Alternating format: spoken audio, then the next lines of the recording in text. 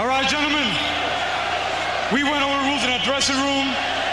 I expect a good, clean fight. Obey my commands at all time. Give me good sportsmanlike conduct. Understood? Any questions on this side here? Any questions here? All right, touch them up. When this is over, Jim, are we going to be singing Paul Garfunkel's "Are You Going to Scarborough Fair" for Ingle?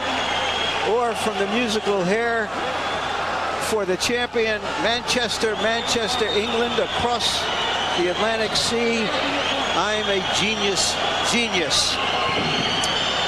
That would be Art Garfunkel and Paul Simon. Simon and Garfunkel. And round one begins. You caught a brief ringside glimpse of Naseem's father, Sal Hamed. And to go back to the early discussion with George Foreman about a change in style, the trainer says that he wants Hamed to be better balanced, in a tighter envelope, boxing more conventionally out of a southpaw stance, George. And I hate the thought of that. It would be like I said earlier, sending Einstein to Harvard to get an English degree just so he could do his math. This guy's got the whole package. You should let him alone. You can see why Ingle is regarded as a pretty good defensive fighter. His head movement, his hands held high. Conventional wisdom is that fighters revert to form. Form for Prince Naseem is to launch wild shots from odd angles while avoiding his opponent's punches in the least conventional ways, ducking his head backward or from side to side. His edge, enormous punching power with either hand. Now, I like what he's just done. He did something stupid, and that's what he does best. You want to call the other guy out to do the other things that he can't do. He's had a career of beating basic boxers. Why change and make him a basic boxer? After failing to come through on a prediction of a third-round KO against McCullough last October, Prince Naseem stayed away from any specific round prediction for a knockout in this fight. But as his confidence grew in the last couple days, he did say, "Don't blink." The Prince looking for an opening in that shell defense from Ingle. Hey, Harold Letterman, they're wearing different colored gloves. Is there a story there? Yeah, Jim. At the rules meeting, the champion picks first. He picked a brand new pair of red gloves. They didn't have another pair of brand new red gloves left. So Paul Ingle got stuck with the yellow. Don't blink. Ingle goes down on the left hand. Hadn't been knocked down in 5 years. Only the second time in his career he's been knocked down. I guess the punching power remains intact. The power is there. Now you look, Joe Cortez, when you see him in the ring, that means the champion is not worried about losing his crown. But this man has integrity. He should be crowned the referee, the best referee as far as integrity is in Canada. Hard right hand by Hamed. Drives Ingle into the ropes. Prince Naseem has landed some power wallops in the first round. 2 left hands and a right. And now Ingle lands a right hand coming back.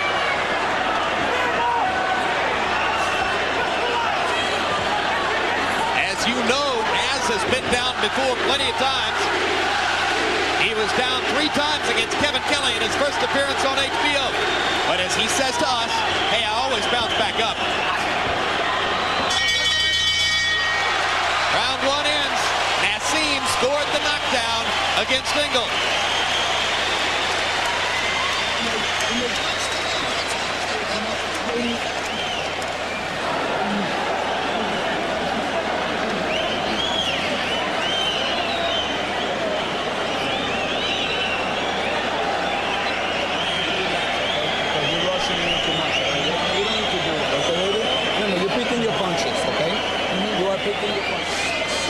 Naseem trying to fight from a conventional stance, left to the body, left to the head. Beautiful 2-punch combination. As promised us, more body shots than we've seen in the past, and the left to the body there perfectly set up the power shot. In round 1, Prince Naseem landing 18 of 52 punches by CompuBox numbers, 17 of the power shots. Ingle, 5 of only 38. And Ingle had promised us that he would throw 140 punches around. No problem, he said. 38 punches in the first round, only 102 short of his predicted number.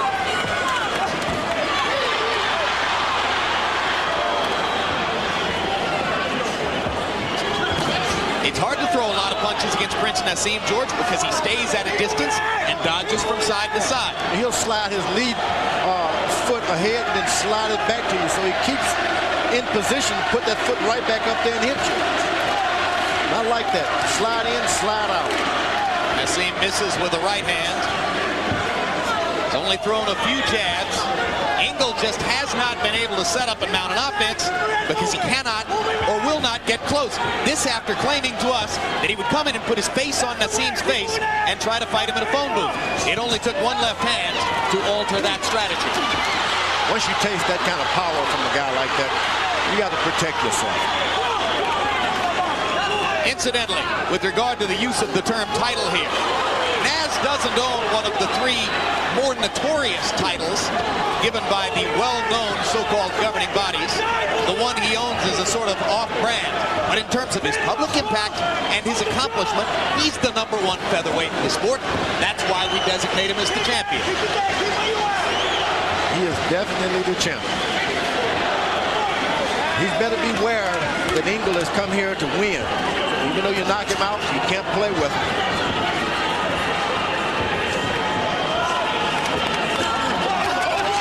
Ingle comes in close. Naz lands an uppercut.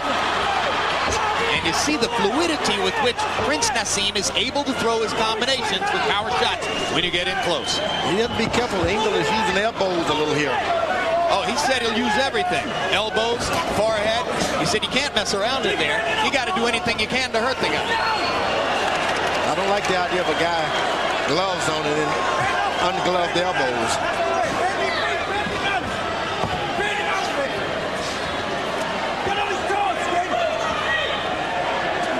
I think for a lot of guys out there who would like to be referees, they should really watch Joe Cortez. Most you see him out of the picture, which is the best picture you want to see for a referee. I do remember him getting into the picture to count out Michael Moore on November 5, 1994. Ups. Uppercut lands for Naseem, backs Ingle up again.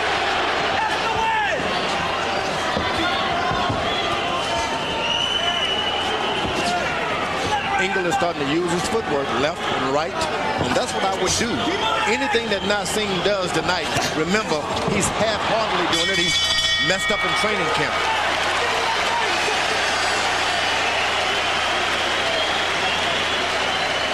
For the featherweight championship of Yorkshire and the world. Okay, that's good, okay, baby, but remember, that jab has to be a little bit more sharper than that, right? You're being a little lazy with it, right? Now, remember, you don't have to fall into his fight, okay? You keep doing your fight, okay? Now, like I say, 2 hands to the body, okay, babe? Now, we have to keep it down, remember? We have to keep it down, right? So we have to be looking a little bit more sharper than that, all right? And pick them nice, okay? Okay, pick them nice. And remember, we don't have 1 hand, all right? We got 3 hands, okay, baby? Okay? And we're going to turn them just a little bit. We don't need to reach with them. Just turn them a little bit, all right, baby? And boom, okay? Then we go with the motion, okay, baby? So we're going to go to the bank now, right? What a contrast to last October 31 when Brendan Ingle barely tried to speak to Hamed, and Hamed made clear that he wouldn't listen to him if he did.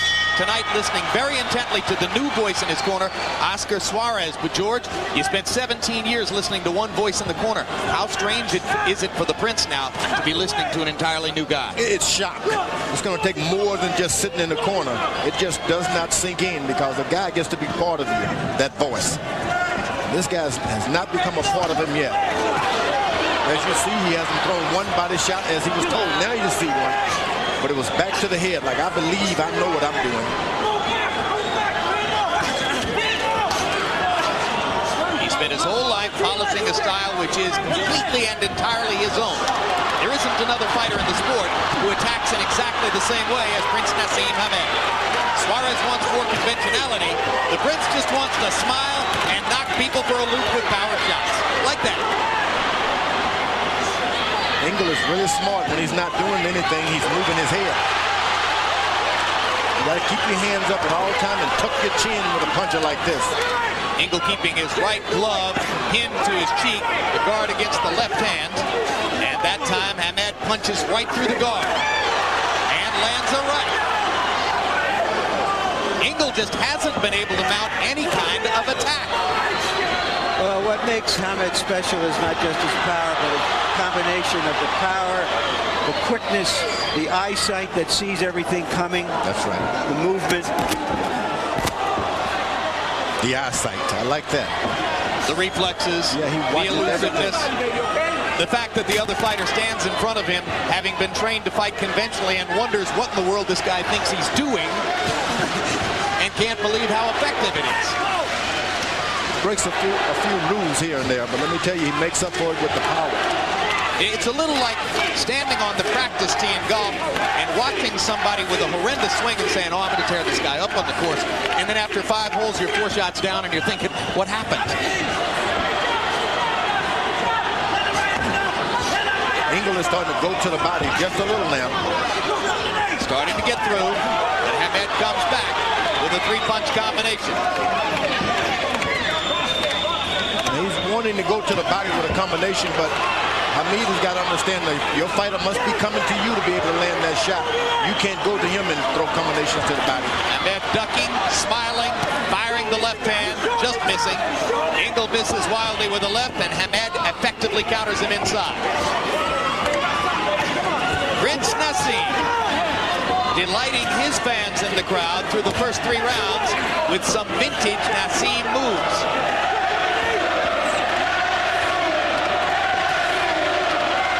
Now the Prince is starting to throw away a lot of his strength and endurance by throwing such hard shots.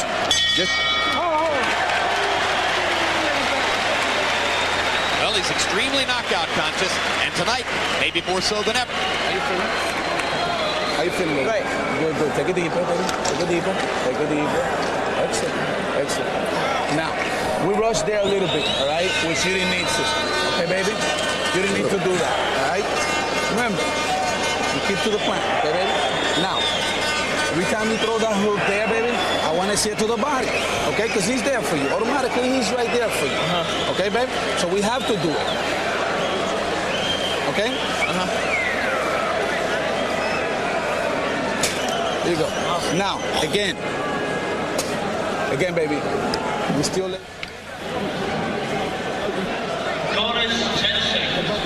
Ingle's trainer is named Steve Pollard, himself a veteran fighter. Ingle is getting $500,000 for this fight. By far the biggest purse of his career. He's also bet $10,000 on himself. 10,000 pounds. 10,000 pounds, which is about $16,000. That bet doesn't look too good right now. Odds of 11-2. If he wins the bet, he wins 55,000 pounds to go on top of his purse. Harold, how do you have it through 3? Jim, 3-0. 30-26. Prince Naseem Hamed. Give him an extra point for the knockdown in round 1. Certainly he's winning this fight. A clean punch for the left-hand stance. He's murdering. Good defense, good effective aggressiveness by the Prince as well. I think the big mistake, the corner talking too much. You want to tell this guy, fight your fight. Don't forget to get into that body and let him alone. They did ask for body shots again, and if Emmanuel Stewart is playing an active role in that corner, he's doing it during the rounds, talking to Suarez. Actually, he's seated on the opposite side of the corner from Suarez, so for the moment, there can be no conversation between Emmanuel and Oscar Suarez, though he's talking to Suarez's brother now, who's a chief second. But Emmanuel Stewart, so far, not talking to the Prince.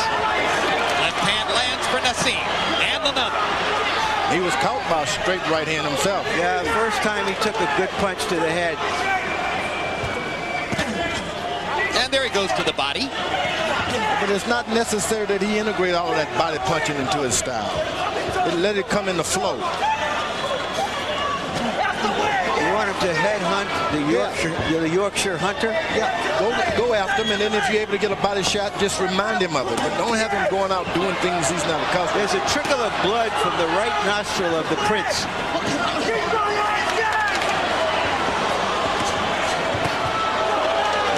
Right hand counter for Naseem.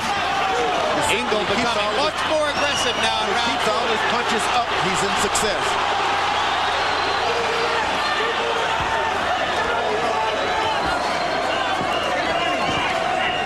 hear exactly what you're saying, George. You think that Naseem's a lot better off if he just follows his instincts in there, because you can almost see him trying to think his way through what his new trainer wants him to do. Yeah, see, when you're thinking body punching, you automatically bend your face down. That's why you see the bleeding of the nose, bowing into these little jabs, subtle jabs. So Ingle begins to mount an attack after having been frustrated through the first 3 rounds by the elusiveness of the Prince. In the last round, he got up to 57 thrown punches. This will be the first round in which he's landed a double-figure number of punches.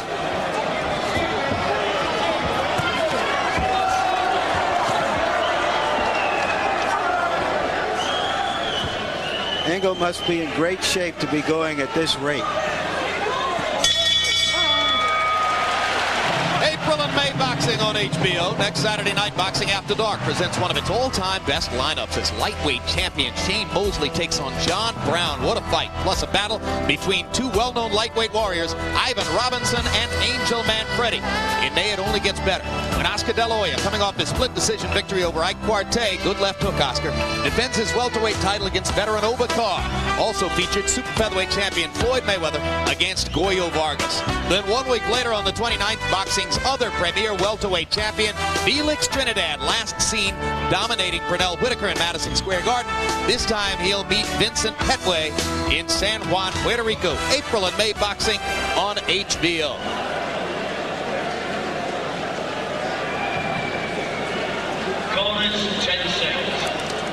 And now for the first time, we can see Emmanuel Stewart beginning to talk to Prince Naseem Hamed between rounds.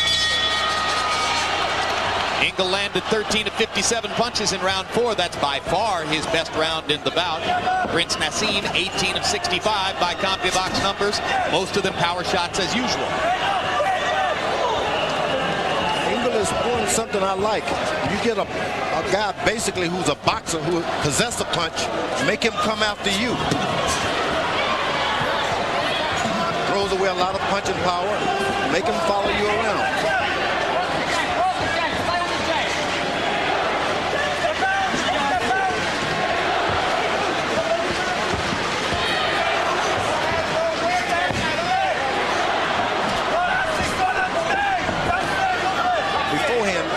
Get a rhythm to it. He'd hit you with 2 to the right, then he'd throw a power shot. All of that rhythm factor that he has is gone. He lands 2 lefts, including 1 to the body. Ingle comes back with a couple of left hands as Naseem stalked and looked for a chance to throw a right. Prince Naseem changing his lead foot from time to time. Now goes into a conventional stance. On paper, he's a southpaw. In reality, he's whatever he feels like at any given moment. Yeah, but he's the rhythm that he possessed. He would always do 1, 2, 3 something.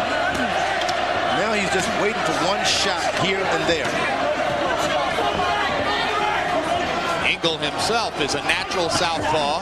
Rights and brushes his teeth with his left hand, but fights, as you can see, out of a conventional stance, and that helps his jab and his hook.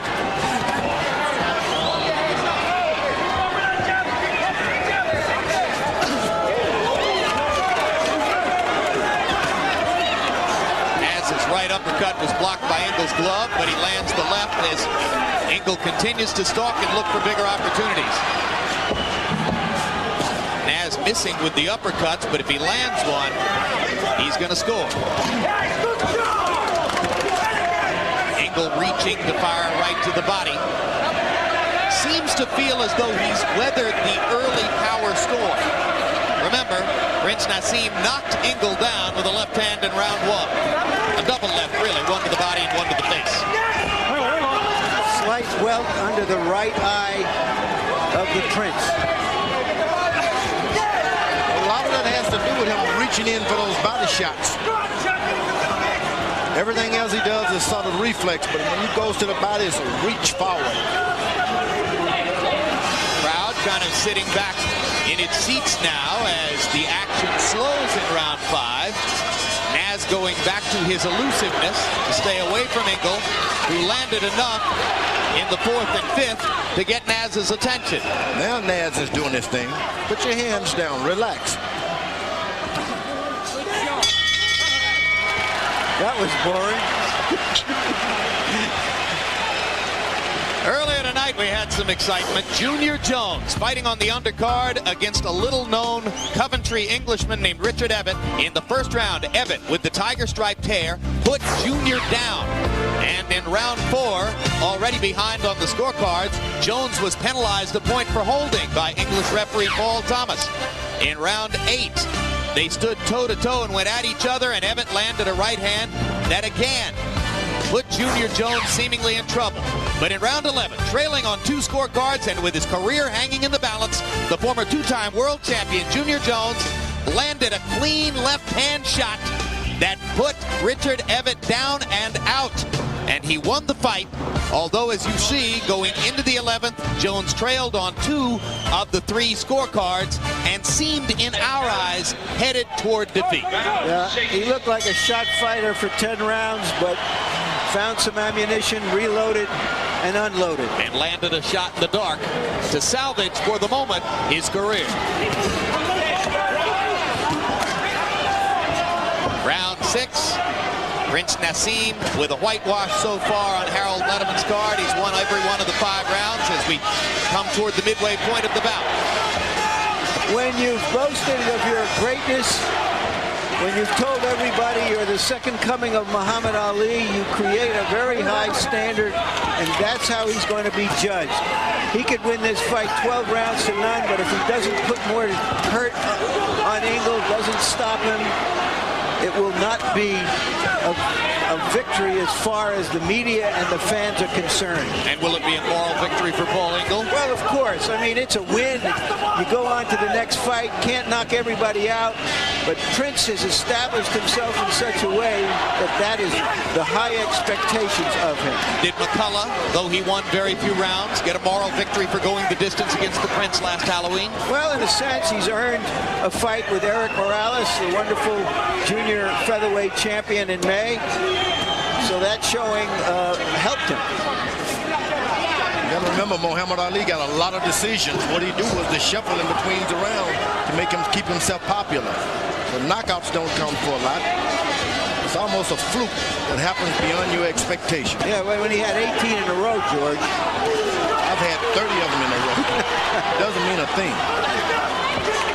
Winning that big W, that's what we come to see. Well, I agree with you, but we're talking about a fighter whose popularity is what counts. It's what puts people into the seats to want to watch him. George, you had 30 knockouts in a row, and Naseem is landing a lot of shots in this round, incidentally. You had 30 KOs in a row and the highest knockout percentage of any heavyweight champion. Can you honestly tell me you were just as happy with the 12-round decision victories? Yeah, I went to 12-round distance with Evander Holyfield, for instance. It seemed like I got a hand up because I did it. So people are not looking for a knockout. They dress up, put on their suits, and sit down and watch a fight. If they get a knockout, good. What tells the story, we'll see after the night with the ratings. How many seats were about for this? Well, I think it sort of depends on how you sell it. You never went out of your way, as the Prince does, to style yourself a knockout artist and say you were going to dominate your opponent. The body shot hit it again. Second vicious left-hand body shot of the evening for Naseem. You can't catch his wind. That's a hard shot to recover from. Only 10 seconds left in the round. Let's see if Naz launches a wild one. Went back to the body. With both hands to the body. And really hurts Ingle as the 6th round comes to a close. That's what they came to see, George. That's right. That's right. But they would love to see it for 12 rounds. I told you, right, that's what we want, okay? Deep breath. Come on, give me deep breath. Give me deep breath. Come on, give me deep breath. Give me deep breath. Shit. So now we're having fun, okay, baby? Now we're having fun, okay? Take another deep breath. Another deep, baby. Come on, a little deep. Yeah. Okay, Jeff. I ain't got no cut, right? No, beautiful.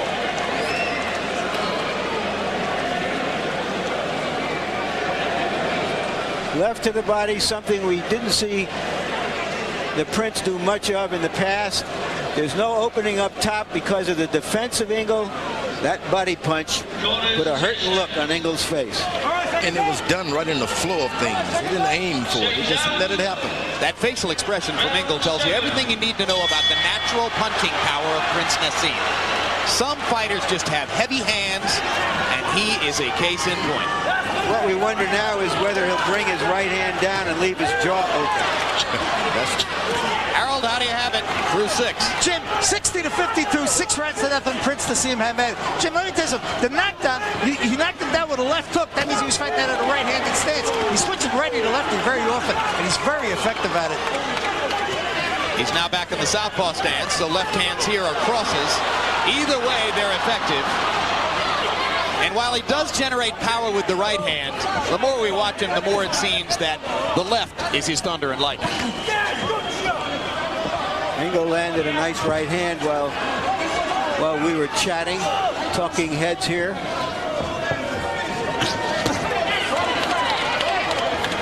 Tough kid, Ingle. He's keeping his gloves up high, so a lot of the power is going off, being absorbed in the gloves. Well, and you might have heard Naz bragging to the new trainer about his body shots as he went back after round 6. He's sort of like a kid with a new toy with these body shots. Yeah. Fascinated to see how easily he can hurt Ingle to the ribcage. There's the old Naz. Wild, off balance, and effective.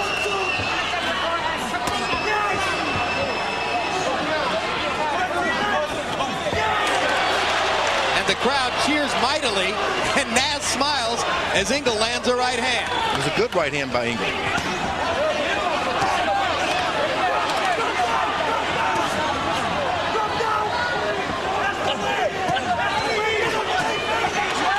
All those body shots. When he doubles up with the left hand and comes back to the body, he is doing some damage to Paul Ingle. Ingle lands a left and another left. So Ingle making a nice little comeback in this round after having been knocked down in round 6. Bloody Naz's nose once again.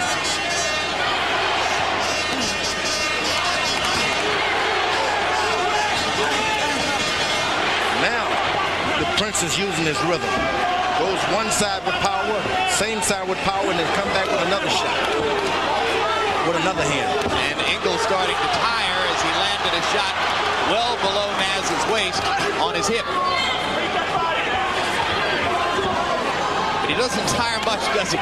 Keeps those feet going. High intensity, rapid pace. Just can't throw as many punches as he expected to throw against Prince Naseem. When you throw that many body punches that the Prince has thrown, you bound to land on those elbows a few times. By the time this fight is over, he's going to have some sore hands. He says that he broke his left hand as early as the 3rd round against Wayne McCullough, though we know of no procedure or splint that he wore after the fight.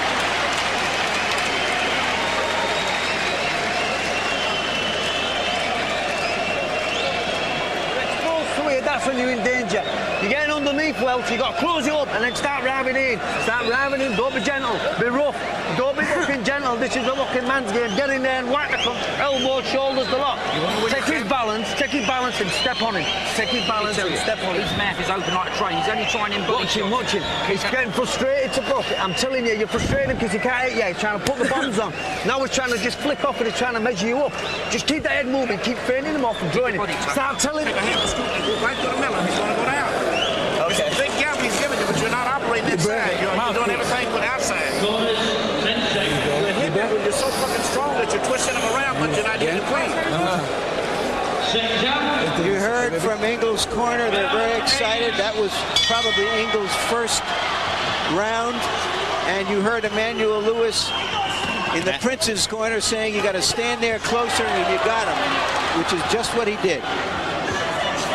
Yeah, if you're a ringside judge and you were looking hard for a round to give to Ingle, round 7 would probably have been your choice. Punch stat numbers, Hamed landed 26 of 64, Ingle 16 of 61. So at least he was in the round.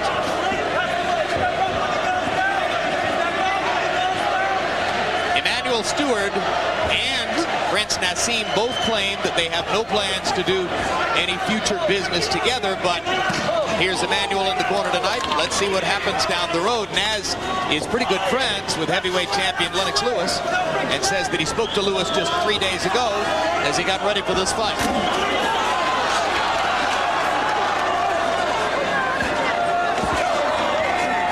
Ingle caught the Prince napping a little bit.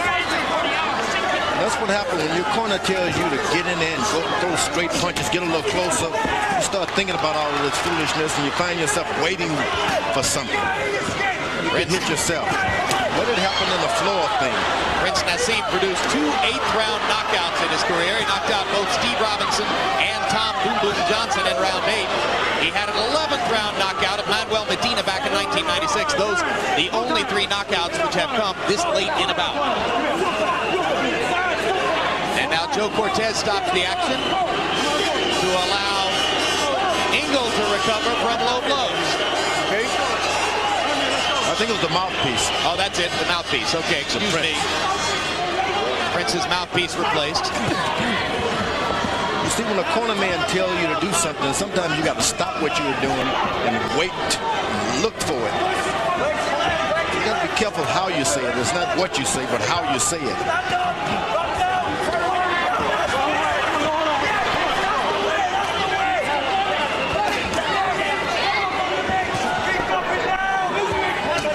Judging from the look on his face between rounds, I'm not sure Ingle felt as encouraged as his corner did by the events of round 7. Well, that's the job of the corner, is to make you feel like you're winning the fight. You can lose every round, but the corner said, boy, you're doing great. Something can happen. Did Dick Sandler used to do that for you? No, I didn't go many rounds. Ingle's the kind of kid who would start a fight in an empty room. He really wants to try to do it, but it's very hard to do what you'd like to do against a fighter of Naseem's style, power, and quickness. Yeah, he really wants to fight.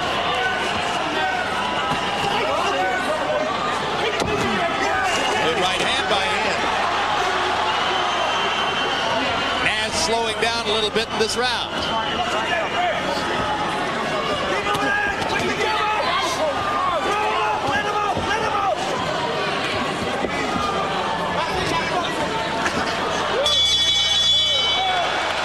Landing a left hand just as the bell sounds. Premiering Tuesday, April 20, we'll bring you the most recent edition of Real Sports with Brian Gumbel. Some of the stories to be featured. NASCAR, if it's the most popular spectator sport in the United States and the numbers say so, then why are there so few black faces on the track or in the stands? Also, an investigation into the billion-dollar business of counterfeit golf clubs. Only $1 billion? Plus a look at pitcher David Cone, quickly developing into one of baseball's most outspoken citizens. Real Sports, where nothing is out of bounds. Yeah, because it bothers him. He doesn't know how to have a jab coming from a southpaw. It's different if he was picking it and returning, but he doesn't do anything. Yeah, baby. Just keep playing with it with the jab, but you just start it. Hamed has found something with the body punch. The only way to go when a fighter is protecting his head that way. But right after that punch, Hamed lost his mouthpiece.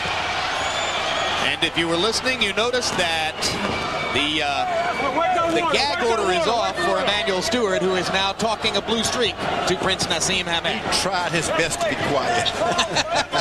Well, but the most fascinating thing about this is that he's not getting paid for this.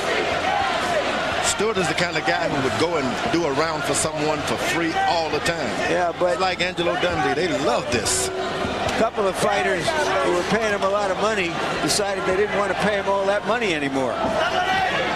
There are many who believe Emmanuel Stewart is the best trainer in boxing. There are at least as many who believe he is the best self-promoter among trainers. All of the above. Ingle busier and busier now as we get into the later rounds. Naseem hot-shotting, but slowing his own pace. Well, he's having some problems with his bleeding. A lot of that, he has to pay the price for all of that body hunting early on. And if the decision victory over McCullough rubbed a little of the bloom off of Naseem Hamed's rose, what would 2 straight route-going performances do? Oh, good left hand by Ingle.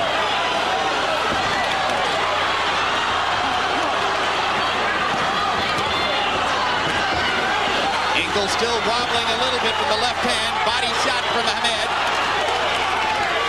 Prince Naseem a little bit more active, but not so intense that he seems to indicate he's desperately trying to finish. Surely he knows he's well ahead of the bout. He is sold on body punching this time. Isn't he, though? Yes. And Cortez is doing a great job of forcing this fight and staying out of the way. Cortez is a terrific referee. I totally agree with you about that. He handled the Naseem McCullough fight in Atlantic City as well. Folks, a fight's breaking out here. Naseem's face starting to look like a bloody mess. Like a fighter, yeah. Now, for the first time, we see footwork by Naseem. There's nothing wrong with moving out of the way.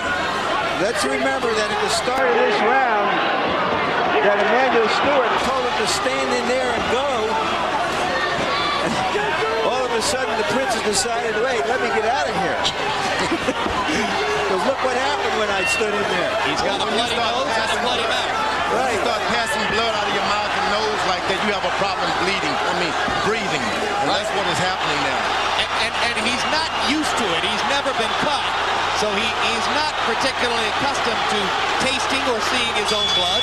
It's a new experience for him, and Ingle celebrates the appearance of the blood. And Hamed shook his head, saying to him, good round. Everything is okay? Don't worry about it. Now, this is when the chatter should stop in the corner. I'm a rubber. We're going to say we lost that round. We lost it good, okay? Okay. You got to go through the middle. You got a wide open gap. Shoot that hard left hand through the middle, Nash. The outside punch is all down here. He's catching it. Yeah. And he's coming back because you see your time when you finish up. You hung out. You laid up. Work through the middle. You got a goal man right. You set it to right. Look him. Right between the... Seriously, it's busting. It's drawing down now. It's going to, listen, it's going to be dangerous for the first 30 seconds now. Each round, each 30 seconds, stand off, draw him off, till he starts drawing down a bit, then start putting it on. When you put it on now, you've got to turn it on like you've never done it. Keep that pressure there, son, you're doing it. Keep that fucking pressure there, Paul. Get out. Trainer telling Ingle, give it a little bit of time, don't come right out. As the round goes on, put more pressure on. Harold, how do you have it scored through 9? 88-81, 7 rounds to 2. Prince Naseem Hamed, he's got a 7-point lead, Jim. Paul Ingle's got to do something dramatic in the last 3 rounds. Watch the Prince's right jab. Joe Cortez can't make up his mind if it's a backhand to that. You're not allowed to backhand the guy. And watch the late hits that Douglas ding-a-ling-a-ling. You can't hit him after the first ding-a-ling. For the first time in the fight, Ingle, by CompuBox numbers, had the edge in power shots in round number 9.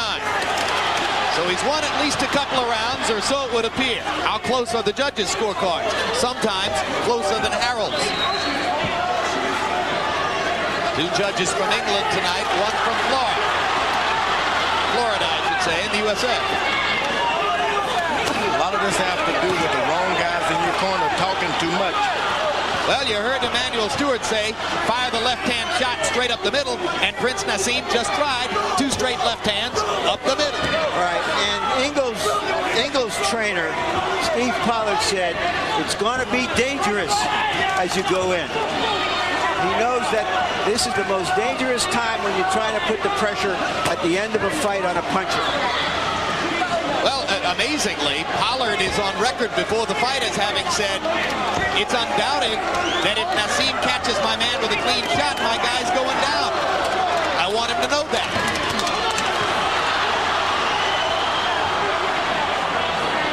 I can tell you this, the corners over there has confused this guy an awful lot. You mean the Prince? Yeah, he's been awfully confused tonight, standing around trying to do what they told him to do. There are a lot of Yorkshiremen in the crowd rooting for Paul Ingle, rooting against Prince Naseem, and Ingle's having his moments again in round number 10.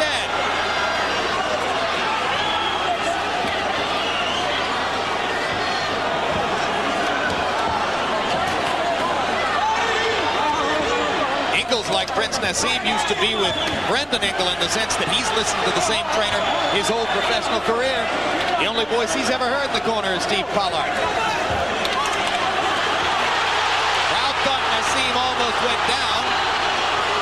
He was off balance, as is so frequently the case, and Ingle is landing his right-hand shots fairly freely now as he comes back in the latter stages of the fight.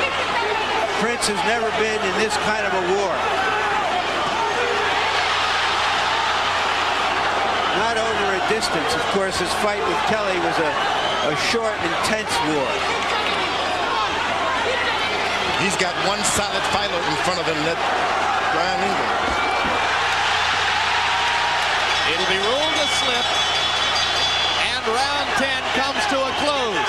And for showmanship effect, Naseem flips up, or kips up, I should say, from the mat.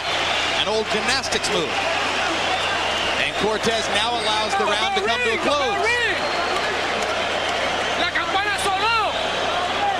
Another man is going to the Prince's corner. His father had some advice for him. Looking pretty bad.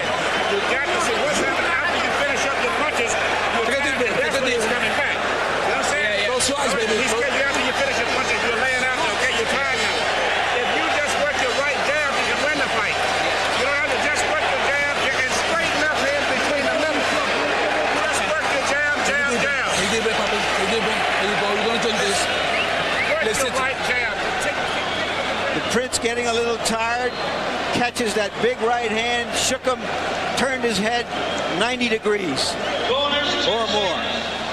Round 10, a big round for Paul Ingle, who by CompuBox numbers landed 26 of 68 to 16 of 51 for the Prince and had a 23-9 edge in power shots. So the momentum of the bout belongs to the underdog, Paul Ingle, as we go into the championship rounds, 11 and 12. And it looks as though the Prince has decided to freeze the ball. Naseem's insurance, he has scored 2 knockdowns in the bout against Ingle.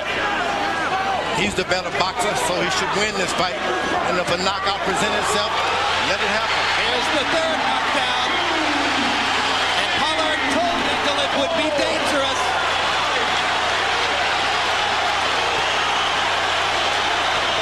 And Joe Cortez stops it. Second 11th round knockout of Prince Naseem's career. The straight left-hand shot up the middle. Too much for Paul Ingle in round 11. Way to go. The referee was once again just right on the money. We give the Prince credit. Arguably one of his toughest fights. Pulled it together, did the right thing at the end, and still had enough to knock out an overeager opponent. Not before a couple of anxious moments.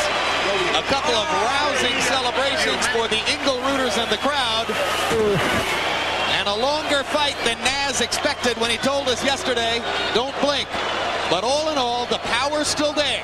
He knocked Ingle down 3 times, including the last one that sealed the issue. Let's take another look at the knockout, George, on a perfect left-hand shot. Yeah, it was all about moving around. He got his legs together. This guy walked right into it. Well, I'd like to have seen that a lot earlier. When his legs were moving, he's in charge. Bounce to the left, then throw. Ingle, as you've told us so many times, was following a puncher in those last few rounds. Yeah, you got to make sure that you keep your chin tucked down, but he hit him on top of the head anyway. So Prince Naseem's vaunted power wins the bout for him as referee Joe Cortez decides that Paul Ingle is not safe continuing in the 11th round. He beat the count, but he was still wobbling, and it was the 3rd time in the bout that he'd been down. And he kind of fumbled off the ropes. I think that's what made the difference when he was getting up. His hand slid a little bit off the ropes, and that caused the referee to have more concern. Naseem Hamed seemingly struggling to adapt to a new style, new voices in the corner, and new instructions. Nevertheless, although tasting his own blood, pulls it out. And a new knockout streak has begun.